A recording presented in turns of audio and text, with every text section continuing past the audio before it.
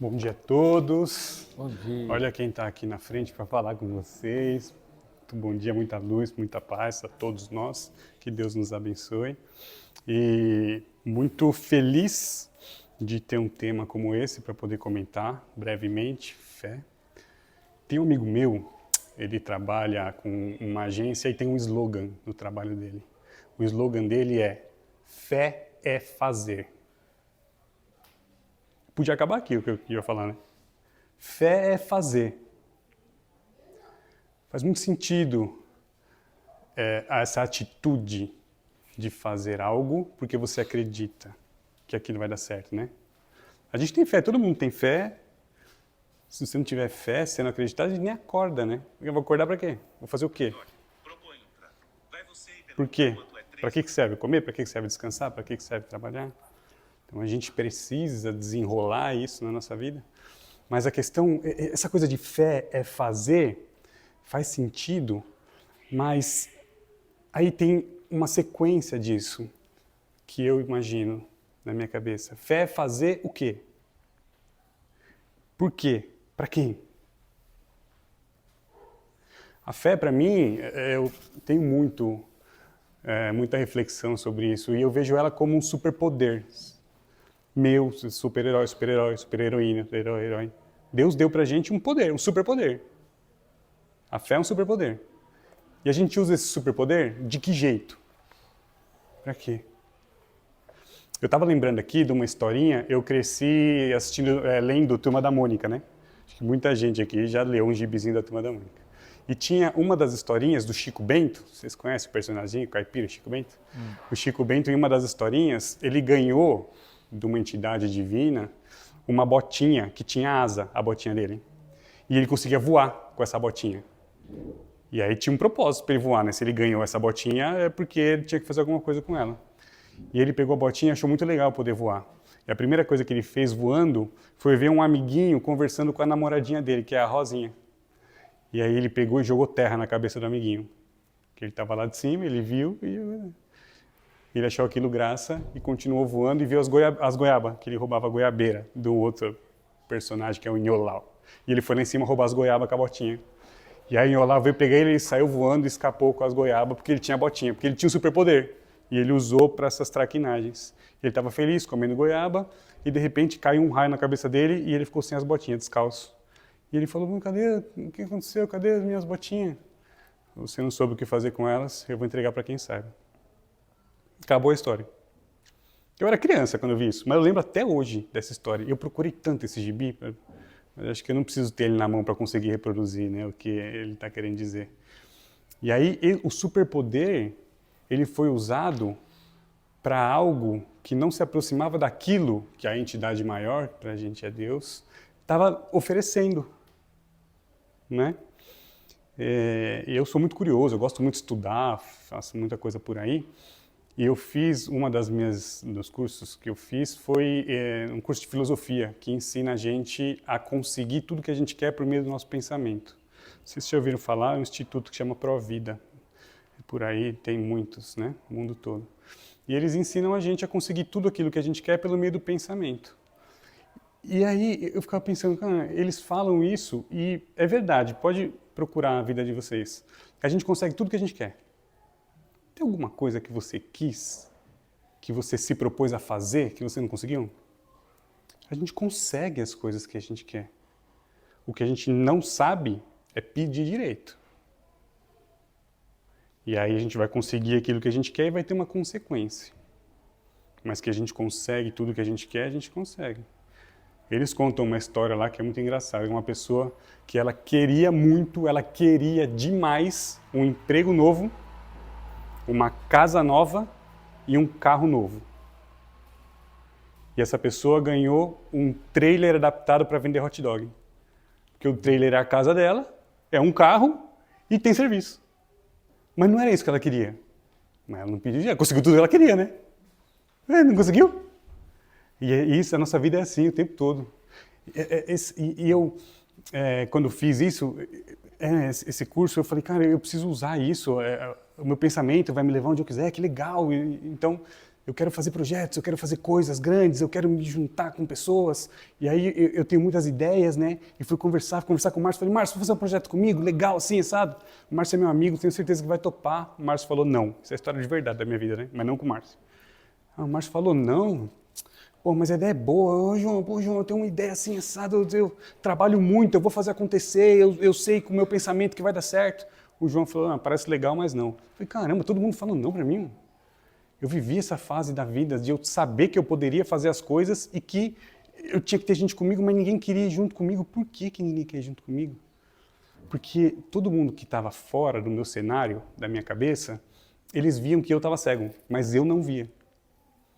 Sabe aquela história de que se sua roupa está cheirando mal, todo mundo em volta de você percebe que está cheirando mal, mas você não percebe. Porque você está acostumado com aquilo, você está cego com aquilo. E entender isso foi um exercício muito difícil para mim. Foi difícil mesmo. Porque a gente quer sempre as respostas, né? Fala, mas por quê? Por quê? Por quê? E aí tem outro amigo meu que ele escreveu alguns livros e tem uma questão que ele carrega muito nesses livros dele, que ele fala que o importante não é a gente procurar a resposta, e sim entender a pergunta. Porque é a pergunta que vai fazer a gente entender, dar luz sobre a situação. Né? E aqui o Evangelho está falando que muitas vezes a gente não quer saber o que está acontecendo. Porque se a gente souber, a gente vai ter que fazer alguma coisa. Né? Está tudo bagunçado, está tudo uma zona. Ai, meu Deus, agora eu tenho que descobrir o que está acontecendo para arrumar. A gente não quer descobrir. Primeiro, porque se descobrir, eu vou ter que fazer alguma coisa. Segundo, pode ser que eu descubra que o problema sou eu. Isso a maioria das vezes acontece. Isso acontece, olha, talvez todas as vezes, né? Não querendo ser tão otimista assim, mas se você olhar direitinho, achando que o problema está no vizinho, achando que o problema está no colega do trabalho, achando que está no seu marido, na sua esposa, no seu filho, se você olhar direitinho, quem criou aquilo tudo? Se você for pensar e se aprofundar e colocar luz, você vai chegar em você o tempo todo. Mas é bom chegar em você, é bom chegar na gente, porque quando a gente chega na gente, a gente pode fazer alguma coisa, né? Se tem alguma coisa que eu posso fazer, então eu vou fazer, que eu tenho certeza que vai resolver. Tem um livro que chama Deixa Pra Lá. É de uma autora que chama Mel, uma coisa, ela é americana. E esse livro fala sobre essas duas questões. Se alguma coisa me incomoda e não está sob a minha capacidade de resolver, deixa pra lá. Não tenho o que fazer. Agora, se eu encontro uma situação que está sobre a minha capacidade de resolver, deixa comigo, que eu vou fazer. E se eu vou fazer, eu vou acreditar que aquilo vai acontecer e que vai dar certo. Porque eu tenho um superpoder que chama fé, que vai me ajudar. Então eu passei por essa fase aí e entendi que, por mais que a gente tenha esse superpoder e que a gente consiga resolver muitas coisas com a força do pensamento, a gente precisa entender para quê e por quê que a gente quer viver isso. E aí eu vivo uma aventura hoje na minha vida, hoje em dia. Eu tinha um sonho de mudar para o interior. Muitas de vocês aqui são do interior, né? Eu não, venho lá da cidade do ABC, uma cidade povoada de gente, uma cidade maravilhosa, mas que tem os seus desafios de morar lá. E eu queria vir para cá para ficar em segurança com a minha família, com a minha filha e ter esse ar para respirar, que é um privilégio, né? E esse foi um processo demorado de acontecer, de eu conseguir sair de lá. Fui a primeira pessoa da família que se deslocou e deixou toda a estrutura lá e veio embora para o interior para a gente construir uma casa. Esse processo foi demorado porque aí eu queria ter certeza se era isso que era para fazer. Pedindo a Deus, orientação, tendo calma, para não ir cego, para não ir no desespero. E as coisas foram acontecendo. Então a gente começou uma obra em casa, tem uns 3 anos já, não acabou ainda. Talvez demore muitos mais anos para acabar. Porque a gente tinha um planejamento financeiro. Acabou isso tudo. Nem tinha acabado a casa, ainda já tinha acabado tudo. Virou o contrário. Faltou dinheiro, virou dívida. E a gente foi resolvendo. E quando a gente está trabalhando, a primeira coisa foi tomar a decisão. Tomou a decisão, vai. Aí vai. Só que quando você vai, não dá para ter dúvida no meio do caminho. Porque quando você vai e você começa a parar para questionar, aí você duvidou da fé que você teve lá atrás. E se as coisas abriram para você, Deus permitiu que isso acontecesse, isso tem um propósito. O propósito de Deus nunca vai ser separar um casal, por exemplo. Pô, é muito difícil você construir, criar filho, trabalhar. viver um sonho. Meu sonho é vir para cá. E de repente a gente está em conflito, está com dívida, vamos separar da minha esposa porque a gente brigou. É isso que é a fé? É assim que tem que ser? E aí, se eu pergunto, Deus, por que esse desafio desse tamanho? Por que tão grande? Primeiro que a ninguém é dado um fardo maior do que se pode carregar, né? E segundo que quando eu estou calmo, que eu consigo parar um pouco e raciocinar direito, eu consigo enxergar em cada desafio uma oportunidade de evolução. Porque eu tenho na minha cabeça algo grande a se fazer, porque é o meu serviço que eu quero prestar em vida. E eu enxergo que para chegar lá, assim como o seu Zé Florencio chegou aqui, por exemplo, eu preciso aprender tanta coisa ainda para poder sustentar algo como isso, por exemplo. E como eu faço para aprender? Deus me deu a oportunidade, em várias maneiras diferentes. Com dor, com dívida, com problema, com briga. Passando por isso tudo e acreditando que vai dar certo, e parando, deixando a cegueira de lado e colocando luz, eu consigo entender tudo o que está acontecendo. Mas o problema é esse, como é que a gente para? Que hora que a gente para pensar?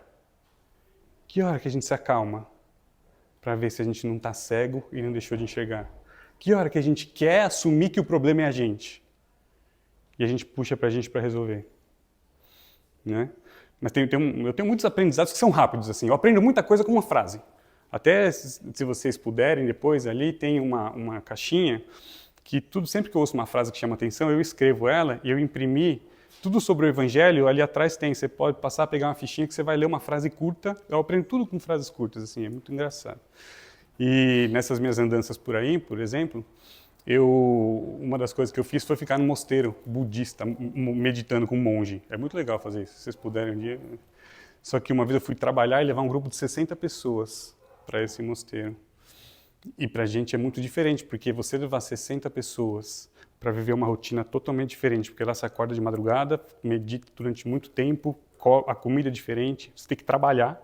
Então imagina, você pega gente que é dono de casa, empresário, o que quer que seja, que vai para lá e vai viver, vai limpar banheiro, vai plantar, vai colher, vai lavar, vai cozinhar, vai trabalhar.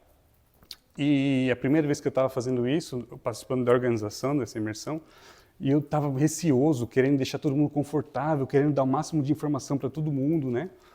E estava andando com um monge, é engraçado andar com um monge em São Paulo, porque ele anda com aquela roupa, né? Aquela bata dele, aquelas coisas e tal, ele é careca. E eu andando com o monge no trânsito e conversando com ele, eu falei, monge, eu não sei, eu estou inseguro. Ele falou para mim assim, pode ficar tranquilo, vai dar certo. Sabe por que vai dar certo?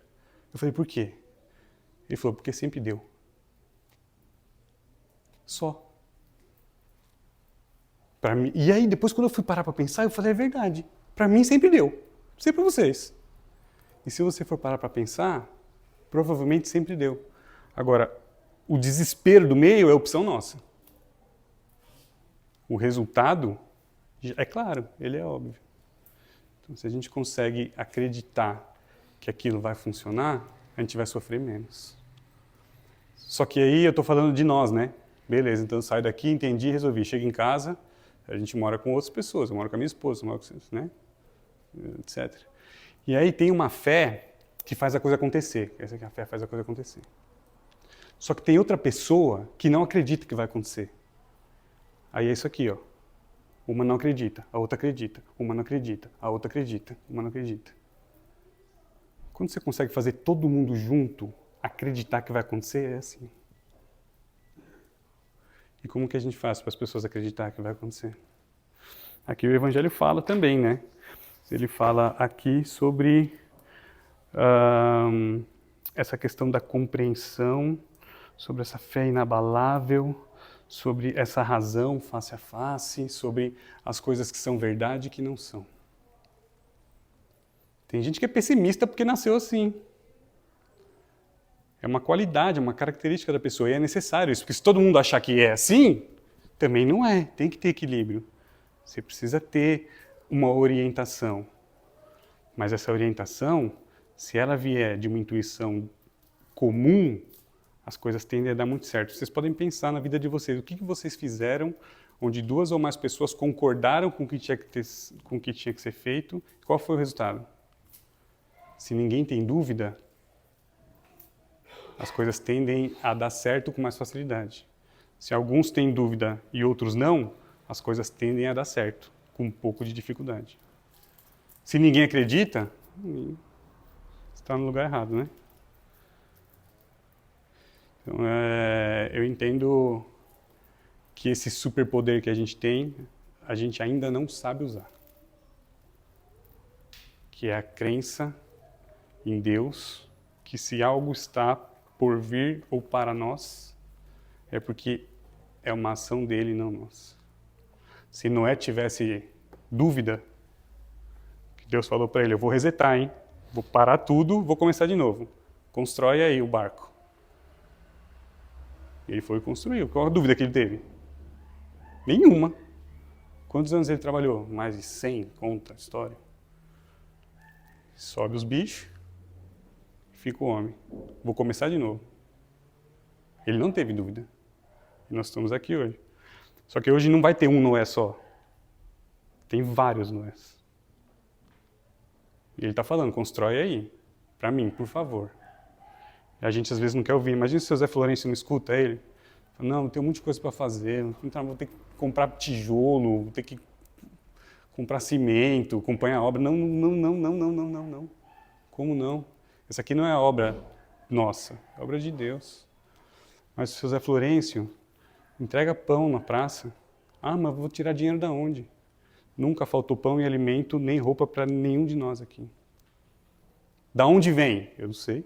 Não sei lá de onde vem. Também não precisa saber. As coisas de Deus a gente não precisa saber. Mas está todo mundo alimentado e está todo mundo vestido. Dá para ver o exercício da fé na prática, não dá? Então, acho que é um pouco disso, gente. Obrigado pelo espaço. Que Deus abençoe a todos nós. E fé é fazer, né? De verdade. Obrigado. Sim, sim.